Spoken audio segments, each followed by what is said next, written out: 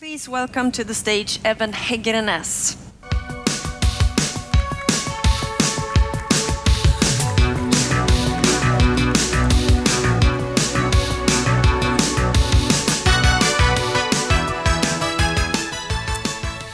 So Evan, why did you find Airbnb so interesting that you left a pretty secure world, I can imagine, with safe income and normal working hours? And that's one of the beauties of being Norwegian. It's quite secure. But I actually had a good job, but I didn't enjoy going to work every day. Total random, I got in touch with Airbnb, and then I started the interview process. You mentioned 12 interviews, and I met so many extremely talented people from the most famous companies in the world, where they came from before Airbnb, from the big schools, and they had this passion for their job. They talked about the company they worked for with a childish attitude, and I was also like, I want a job where I feel like this is more like my lifestyle than just a job. And luckily now I'm here 3 years later. Okay, so Airbnb, you guys create something that's pretty valuable for a lot of people. What does that mean for you as a person? Because you mentioned something about there was a woman that was doing cooking courses and she used Airbnb to support herself. Yeah, no, I think that's the whole essence of what we're doing, our users. Without our users, we're nothing, and hearing the stories, what they do with the money they make, the experiences they have when they have people staying with them, is so powerful and it's so giving, and I'm very proud and I'm very happy of being a part of making that possible for people now all over the world. When we talked over the phone some time ago, you told me that Airbnb recently had local meetings with all the people that work for you or rented out their homes. Yeah, I'm going to mention a bit more about that in my presentation as well. But we're a community. We're a community of people all over the world, and then we need to work together with the community. We look at the hosts as our business partners, not as our customer or our client, but we want to work together with them. And we need to spend time with them to understand why they're doing what they're doing, what can we do better. And at the end of the day, they are renting out their beds to strangers, right? And we cannot do sales and convince people that you should rent out to a stranger. That needs to, we need to build a trust, and you build trust by spending time with people. So what is the average age of people booking through Airbnb? Right now, I think it's between 35 and 40. But what we see is that it's growing or getting a bit older every year, year by year. Okay. I think that's because, the first movers, normally the youngsters, and then we see that we're getting more and more into the normal habits. Okay, well, we're going to let you do your presentation now, so good luck. Thank you.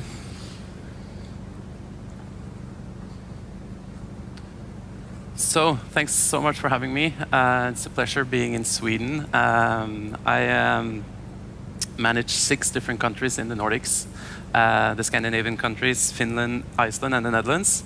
But of course, being Norwegian, it's also always nice coming here to our beloved neighbors. So every time I do a presentation like this, I do a quick study on my own, and I ask how many people in the audience have heard about Airbnb. So can you raise your hands? Wow. And how many people have traveled with Airbnb? And how many people are hosting on Airbnb? I see some hands. And then the million-dollar question, how many of you are sleeping in your own bed 365 nights a year? Wow. So here's a huge potential. So when I'm invited back next year, everyone will wave their hands, and now I'm hosting on Airbnb. That's great. But for the ones of you that is not familiar with who we are, I'm going to quickly guide you through what we're doing, a bit about our growth. Then I'm going to tell you a bit about how we see that this is impacting the world. And then in the end, I'm going to tell you a bit about the secret sauce, what we're actually doing on a daily basis to keep continuing our growth. So Airbnb is a way to book someone's home anywhere in the world. That can be everything from an apartment for a night. It could be either a room in an apartment where you stay with others, or it could be the full apartment. It could be a castle for a week. I think we now have 8,000 castles around the world. Or it could be a villa for even a month. What makes us different from a lot of our competitors is that these are private people renting out their homes. And that is opening up a new way of traveling. You can now go and stay and live like someone. You live their lifestyle. I look at our host as the world's best concierge service, because they will give their local insights, and I can go back to cities where I visited X amount of times before, and now I see the city in a total new way. That is also the beauty with this, that we have a community of people, and a lot of companies are, struggling with what do we do when we become mainstream. Then you lose the touch, the hipsters, they go elsewhere, and then people start following the hipsters, right? But at Airbnb, we're not afraid of that, because we can have all apartments in an apartment building on our site, but going into the left door on the first floor is always different from the second, or the guy next door, even they're the same age from the same city, because we're all different. I'm going to tell you a bit more about the growth later, but I'm just going to quickly tell you how this started. Because it's quite an interesting story, because Airbnb, as many other successful companies, started by actually solving a problem. And the problem was that our two first founders, they lived in this apartment that you see now in Rausch Street in San Francisco, and they got a letter from their landlord saying that your rent is going up 20%. They had recently graduated from design school. They didn't have a job, they didn't have any money, and losing their home in the US is a much bigger problem than losing your home if you're Scandinavian.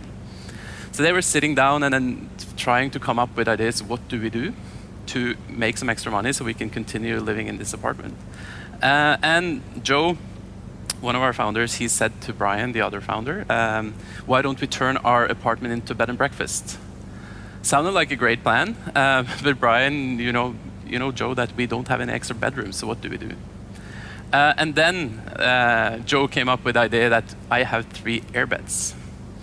So they inflated the airbeds, and they created a website that they called Air Bed and Breakfast. Quite simple. There was a big design conference coming to town. All hotels were fully booked. So Brian and Joe, they managed to have 3 guests staying for a week. I told you that they're designers. I'm not sure how proud they are of their first design of their website, but it worked. And it solved their problem. They got enough money to pay their rent, but at the end of this week, it was the experience that they had sharing their home that got them hooked into, we're going to create this into a company. They didn't just share their apartment, they felt that they shared their lifestyle. They took their guests to the local pub, showed them around in their neighborhood. And I actually met our first guest, a guy from India that recently invited Joe and Brian to his wedding. And that's, a connection. Now I have to mention that I've been to one Indian wedding, and I think they had 1,500 guests. So it's a bit different than what we do here in Scandinavia, but still, I think it's quite powerful. And then Brian and Joe, they were smart enough to follow Obama's first campaign, and that's when Airbnb started. They were running ahead of Obama's campaign, knocking on doors, telling people that they had this service where they could rent out an airbed, their couch, or an extra room. Obama got elected, he was happy, and then Air Bed and Breakfast kind of died. No traction on our site, no bookings, and no money to come in, so they couldn't really live out of this. What they did is that they designed cereal boxes that they sold on eBay for $40, and that was how they funded the company. Not sure if it's the most viable solution in the world to run a company selling designed cereal boxes, but at least it got them into this startup school in San Francisco called Y Combinator, quite famous. And I think 2 reasons that they got accepted into Y Combinator: 1, that they actually funded their company selling cereal, and 2, that their third founder, Nate, had a Harvard degree, actually went to class with Mark Zuckerberg. And I'm going to tell you a bit later about what advice they got from our founders, or from our first investors. The first one was that you have to change your name. You cannot have a company called Air Bed and Breakfast. That won't work. So that's the name Airbnb. And one of the first advices they got, I'm going to mention that later, is still something we're working out of the day-to-day, even here in the Nordics. And how is this going? Is it really working? Now you'll see a couple of slides with the growth over the last few years. Here you can see that it started off in the US, New York always being our biggest market. But what we saw is that as we grew, that it started also taking up in Europe. So we had European travelers going to the US and then coming back, and then they started to list their room. If I click forward now, you will see in 2013 that over 50% of our traffic is now in Europe. Something that I'm extremely proud about, and all my colleagues in Europe should be. But it's quite amazing that we have now more business than they have, or 50% just in Europe. Asia, of course, growing fast, but that's where we're at today. We open up 7 offices in Europe. That's when I started for the first 6 weeks of 2012. Quite a hectic period for the company. But I think that this is a sign that it was a good decision to make. But not only do we have big bubbles, the actual number is that we have more than 800,000 properties now worldwide, in more than 30,000 cities in 190 countries around the world. I'm not sure exactly how many countries there are in the world. I should probably know, but I'm not sure if it's that much more than 190. But not only do we have these places available, are there also guests coming in? And the answer is yes. We have now reached more than 20 million guests worldwide. And today we see, as mentioned in my intro, more than 1 million guests every single month. And those are numbers that we are extremely proud of. Quite a simple idea turned into being one of the major players in the tourism industry in the world, based on renting out, starting with renting out airbeds. How are we doing here in Scandinavia? Of course, I mentioned Norway first. I'm allowed to do that, right? But I took Sweden before Denmark, even though Denmark is bigger, since I'm in Sweden. But as you can see, Denmark picked up on this before both Norway and Sweden, and we see that we have more than 13,000 properties now in Denmark, 10,000 alone in Copenhagen, which is quite amazing given the size of the city. But what we can see, the growth, Norway listing growth there is extremely fast. Actually, we hired a Norwegian guy to take care of the Norwegian market about a year ago, so that's the result of his work. But we see that both Sweden and Denmark growing faster, or growing fast, more than 100% year-on-year growth is quite amazing for most companies, and then also numbers that we're very proud of. What's interesting to see is that for Sweden and Denmark is that our inbound growth is higher than our supply growth. That means that we need more properties. So next year when you're waving your hands, maybe that's more evened out. That's at least one of my goals. But as I mentioned, this started off with people trying to solve a problem to make some money. But it did turn into something much more bigger than just that. And that leads me into talking about this collaborative consumption. We can call it the sharing economy. There's many different names here. And you're going to see a couple of photos here. Why did I put in a horse here? Why did I put in an analog phone? And why did I put in even a phone book? I'm actually not that old, but I still remember the phone book. But we are known, people talk about us as being a disruptive company. I'm not sure if I'm a huge fan of the word disruption. I like to think of that as innovation. And sometimes innovation can be a bit painful. It can be painful for the people or the companies that are being disrupted. They have worked hard for ages. They've been working and spending all their time building up something. And then some guys sitting in the living room solving a problem is, I'm not saying it's taking them out of business, but the horse is not a major player in the world today, right? But 100 years ago it was. It can also be a bit painful for the ones that are disrupting.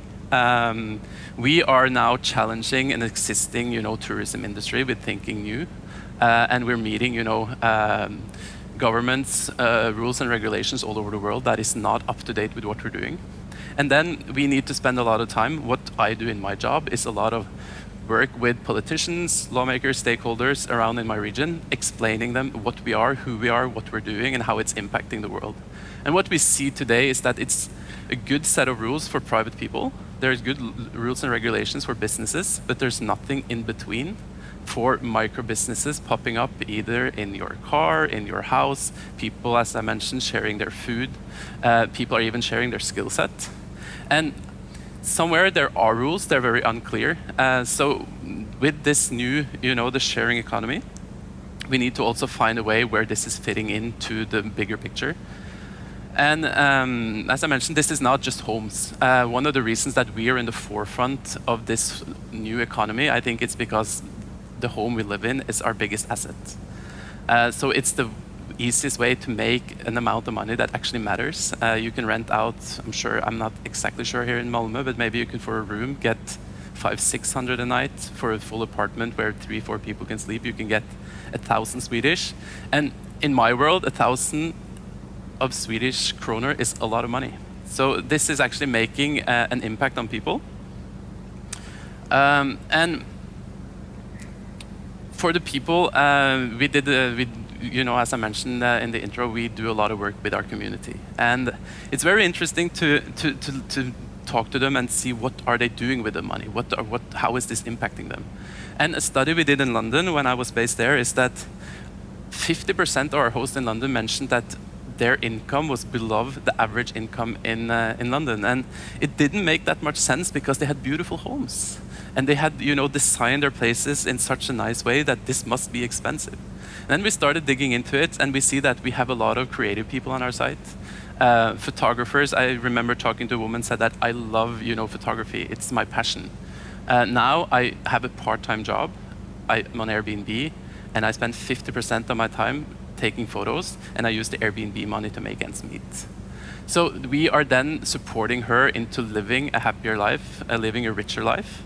There are other people saying that without the Airbnb money, I couldn't really afford my place, then I would have to find somewhere else. And then we have other stories. I always tell a story from one of my stays in Copenhagen. Just when we opened the office, we didn't have that many properties at the moment, and I tried to book a room with a family. And the mom in the house said that you're more than welcome to come, but you have to spend at least an hour with my kids. And I was like, wow, free babysitter.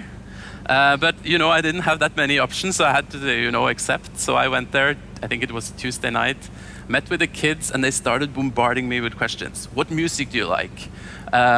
What's your favorite football player? What's your favorite food?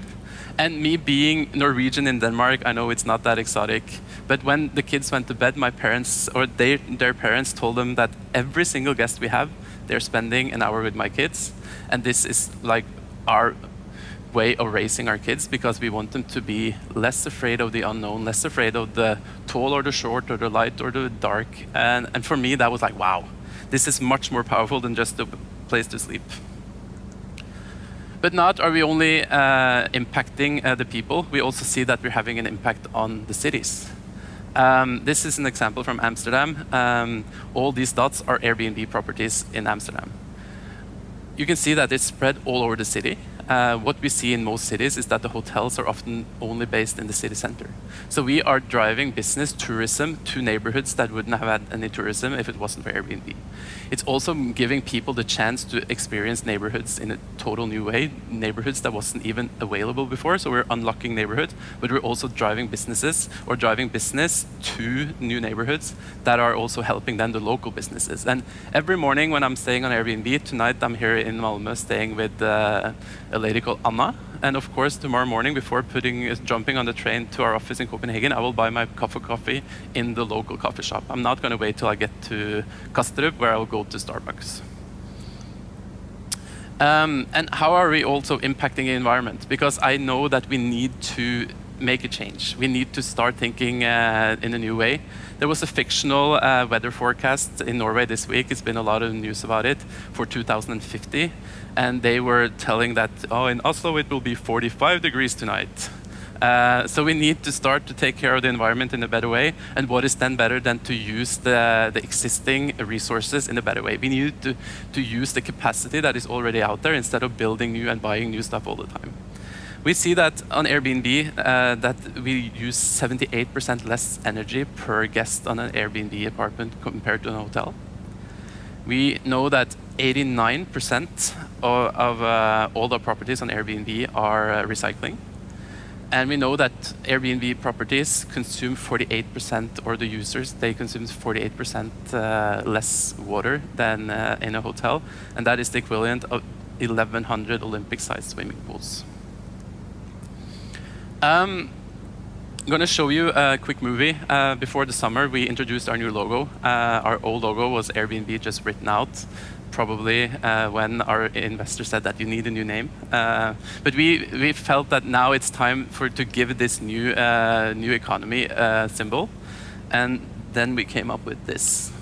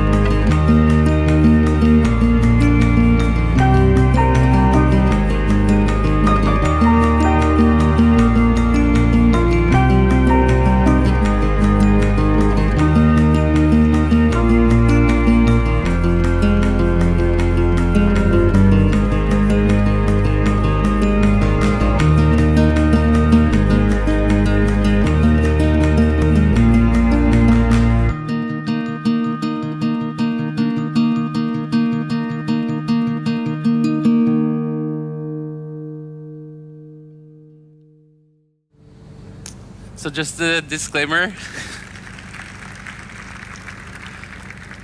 It's made of by the Americans. Are there any Americans here? I meant that in a good way. Do you like the logo? You don't see any body parts or anything like that, right? Good. So what are we doing? How is this possible? Are we doing anything, or are we just lucky coming up with a great idea? And I'm going to tell you a bit about the secret sauce. I know that I'm a bit short on time, but I'm going to go a couple of minutes over, if that's fine. Because this is, you know, the juicy stuff. I already told you one thing, that we are treating our hosts as our business partners.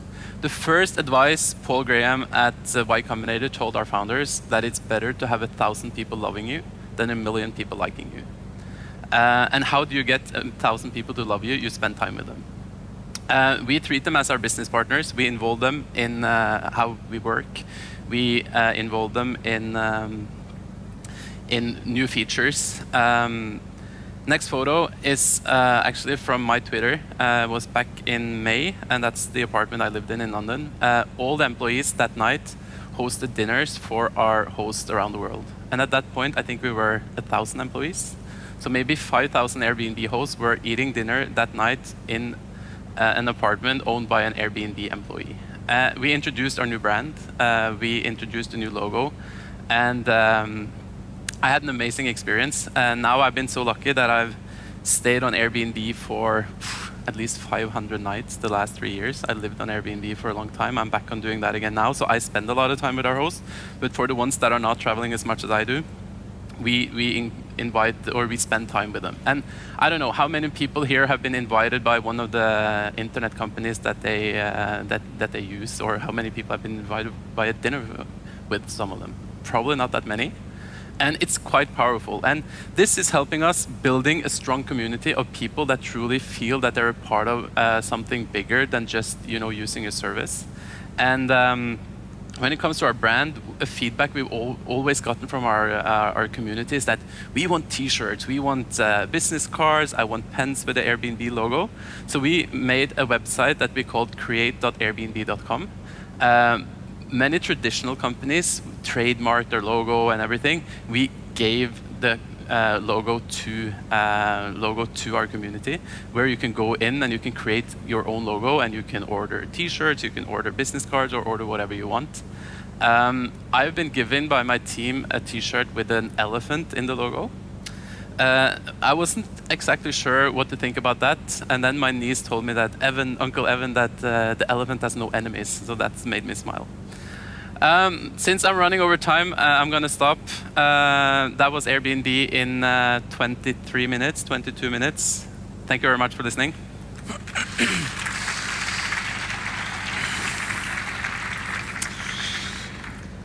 By the way, there are 196 countries. You have 6 more to go. Challenge. Okay, so we've heard some crazy stories about people using Airbnb for some rather unsavory purposes. What do you think about that? Do you have anything to say about that? Well, I think when you grow to a size that we are, you will attract everything. What's important for us when things are not going the way we want, that we are there to support our community. We have a 24/7 customer support. We have a $1 million guarantee. And then we go above and beyond what's expected to show that we are in it with our community and not just, then putting them out on their own. So, Karsten, do we have any questions on Twitter?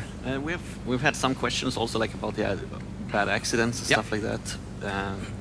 I think having 1 million guests a month, things will happen. It happens in hotels, it happens in hostels. That's the world we're living in. But we do a lot of work up front. People verify themselves online, offline. They're scanning their passport, their driver's license. The whole site is built on reviews. When I stay somewhere, I write a review for my guests saying that this was exactly as described, it was clean. I get a review, Evan was polite, we had a good conversation. And this is helping us, again, creating this big community. And you can, then trust people coming in based on what others have said. Ines. Yes. We asked the audience a question. Yes, we asked the audience the question that you asked them, and how many have used Airbnb to book accommodations? And we have a lot of you that didn't try it, and I think a lot of people here actually travel a lot, and so maybe you have something. Maybe they will start using it now. Now you have no choice. So please try it out. It's a new way of traveling. It's a lot of fun. I've traveled so much now that I more look at the people that I'm going to stay with than actually the bed I'm going to sleep in, because I know there's such an amazing story out there and a conversation that I never would have had if it wasn't for actually us staying together for a night or two. Evan, it was an honor to have you here. So thanks so much for having me. Thank you very much. Yes, thank you. Thank you. Thank you.